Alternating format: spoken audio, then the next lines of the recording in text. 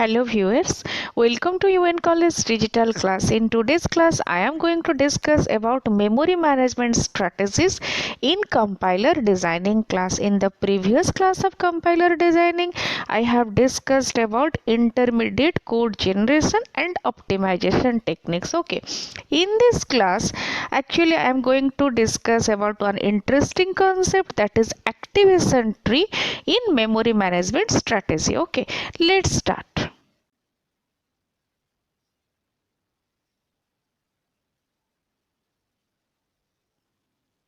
The memory management portion of the operating system is responsible for the efficient use of main memory, especially in a multi-programming environment where process content for memory. Okay, we know that operating system uses number of strategies to handle memory effectively during compilation. Memory allocation, deallocation, reallocation, number of operations are performed, and for that reason some strategies are used. Okay, in compiler designing we will discuss about those. Now we will discuss memory management strategy. The first one is fetch strategy.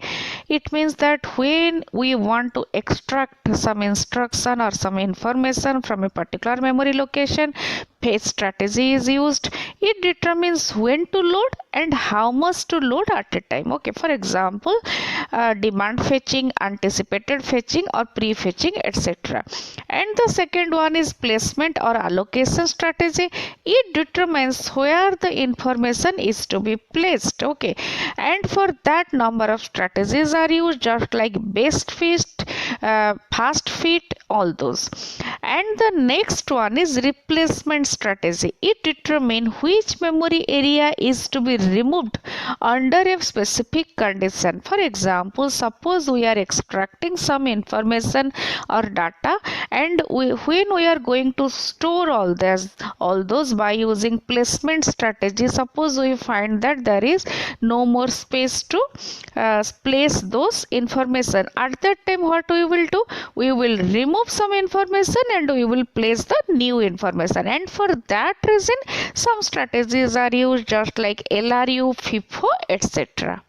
Now I am going to discuss memory management strategy in relation to compiler designing. Okay, we know that a program as a source code is only a collection of text which is consist of code and statement, etc. And to make it alive, it requires action to be performed on the target machine. Okay, a program needs memory resources to execute instruction, obviously, because without using memory we cannot execute the program. A program contains names for procedure, identifier, etc. that require mapping with the actual memory location during runtime. Okay, by runtime, what we mean? We mean a program in execution, and the runtime environment is a state of the target machine which may include software libraries, environment libraries, etc.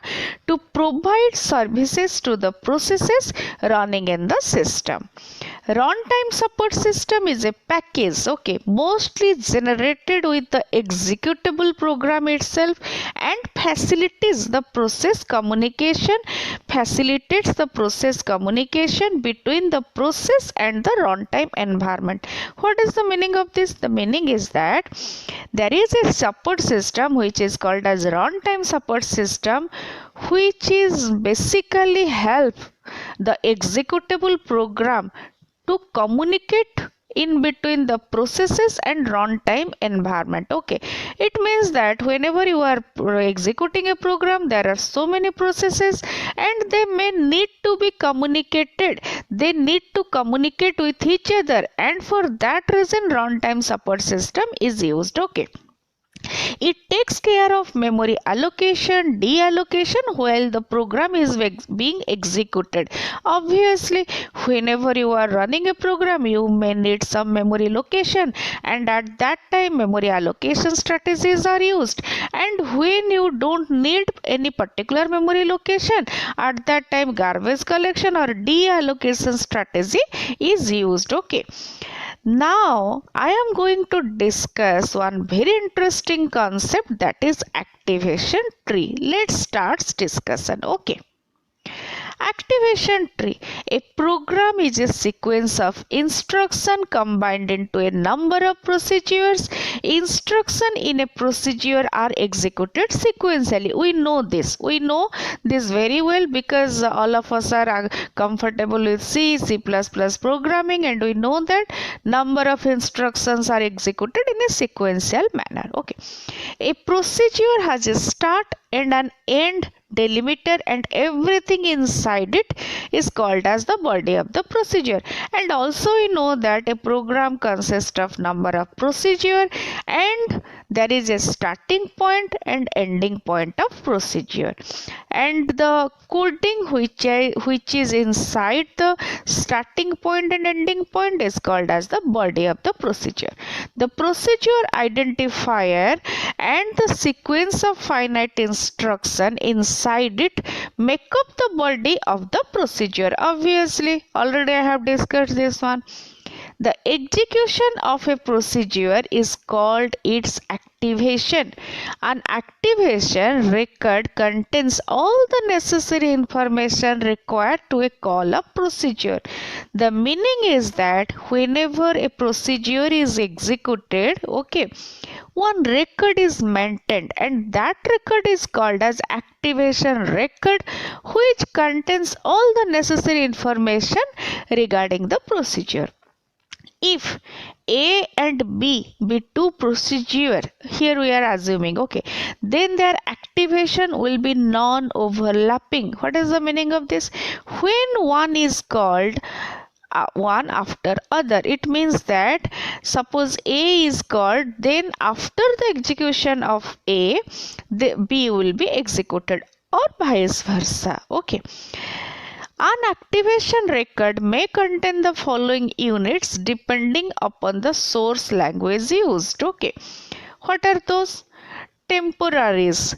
What is the meaning of temporaries? It is used to store temporary and intermediate values of an expression. Whenever you are executing one expression, you may need some temporary location to store temporary and intermediate result, and temporaries are used for that purpose. Then the next one is local data.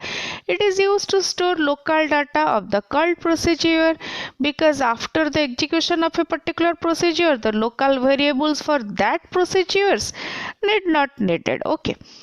Then machine status. It is used to store machine status such as registers, program counters, etc. before the procedure is called.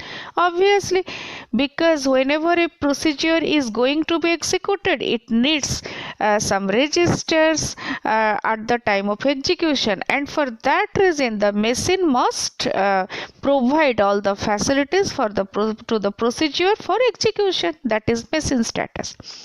Next one is control link. It is used to store the address of activation record of the caller procedure. Access link. It stores the information of data which is outside of the local scope. Actually, it is optional. If all the data is available inside the block, then it is not required. Actual parameter. It stores actual parameter, that parameter which are used to send input to the called procedure. Okay. Return value. Actually, actual parameters is also optional, because if you are not passing any parameter, then actual parameter is not required. Return value. It is used to store the return value of a procedure. In this way, all this information may be maintained by one activation record. Whenever a procedure is executed, its activation record is stored on a stack, also known as control stack. Okay, actually whenever you are writing a program, you are passing the program for execution, first compilation then execution. At that time one stack is used which is called as control stack. Okay, then what is the use of control stack? To maintain the activation records of the procedure of your program. Okay. When a procedure calls another procedure procedure. For example, suppose you are using two procedure, first one is A and the second one is B, and A is calling B. At that time what happens? The execution of the caller is suspended. It means the execution of A will be suspended until the called procedure, that is B, finishes execution. Okay. At this time, the activation record of the called procedure is stored on the stack. Obviously, we assume that the program control flows in a sequential manner, and when a procedure is called, its control is transferred to the called procedure. Okay. When a called procedure is executed, it returns the control back to the caller. An activation tree shows the way control enters and leaves activation. Okay. Now we will discuss about the properties of activation tree. Those are: each node represents an activation of a procedure.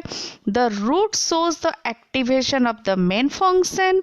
The node for the procedure X is the parent of node for procedure Y if and only if the control flows from procedure X to procedure Y. These are the three important properties of a activation tree. Now I am going to explain activation tree in details by giving one example. Okay, let the code is printf, enter your name, scanf, then show data. Here show data is a method which is taking username as parameter, and then printf, press any key to continue. Then the other coding I have just used little bit coding. Okay, one procedure and another procedure which is calling show data and to show you the activation tree. Okay, then in the show data method we are using the pointer. We know that whenever we are passing one string, by default it is passed as pointer, and inside the show data method we are displaying the name by using the printf statement, then return 0. Here you can see the activation tree of the above coding. Here you can see the activation coding. Here you can see the activation tree for the coding. Here you can see that we have used the printf here, which is the first node, and we know that in an activation tree the nodes are representing procedure, and here printf is the first procedure which is used to ask the user to enter name. Then we are using the another procedure which is scanf, okay, which is used to input the name. Here you can see that the printf will be executed first, then control will flow, and then scanf will be executed. And after the execution of scanf, then the next procedure which is executed, that is show data. Okay, here you can see that we have represented printf, scanf, show data, again printf, then printf, all these methods, but the methods are not overlapping. They are independently executed. Okay, and actually here the tree is representing how the control flows from one procedure to another procedure. And inside the show data method, what we are doing? We are just displaying the printf. We are displaying the printf method. Here you can see that there is a arrow from show data to printf which is representing that printf is a nested procedure or inside procedure of show data. Okay, here you can see that this printf and this scanf are totally independent, but this printf, this one, is a part of show data. Okay, and then again another printf is used here which is not belong to show data, which is belong to the previous one, which we assume that is main. In this way the tree is representing the control flow, and one stack is used to maintain the information which is called as control stack. Here I have used another code segment to explain activation tree example. Okay, the coding is about quicksort main int n, then read array. Read array is a method or procedure. Then we are using quicksort 1 comma n, we are passing parameter. Then quicksort int m int n is the method. Here we are declaring, we are defining quicksort method. Okay, then inside the quicksort method we have used partition method, then quicksort left list and quicksort right list. This is the algorithm, or this is the structure, or this is the code segment of quicksort. And now I am going to explain the activation tree of this code segment. Let's start. Here I have represented the activation tree of quicksort code segment. Here you can see that the main is started here. The root is started from main, which is one important property of activation tree. Then from main, one control is coming to this side, and this is the read array procedure which is used to read the array or to input the array. Then next, at this point we are calling quicksort method. Okay, when we are calling quicksort method, inside the quicksort method we are calling partition 1 comma n. Then we are using quicksort 1 comma 4, this is for the left list. Then from 6 comma 4, this is the another for the next half quicksort. And in the quicksort first half we are using again partition, then the first half of this portion, then the second half of this portion. In this way the quicksort activation tree will represent all the nodes and the way of procedure control flows from one procedure to another procedure. We know that quicksort uses recursive mechanism, and for that reason here number of procedure are used as node, and we are representing how the control is flowing from one procedure to another procedure. This is the representation of quicksort code segment of and this is the representation of activation tree. In this class, we have discussed about activation tree, what is the use of activation tree, what are the properties of activation tree, etc. I have also used two different examples to explain activation tree, how the control flow moves from one node to another node, and how the nodes are representing procedures, etc. In the next class, I am going to discuss about the runtime environment elements which are control stack. Already in this class I have discussed little bit about control stack. In the coming class I will discuss in detail and other runtime environmental elements. I hope you have got some basic knowledge related to activation tree, but still if you have any doubt then please write to me in the comment box so that I can clear your doubt. Thank you so much for watching. Have a great time.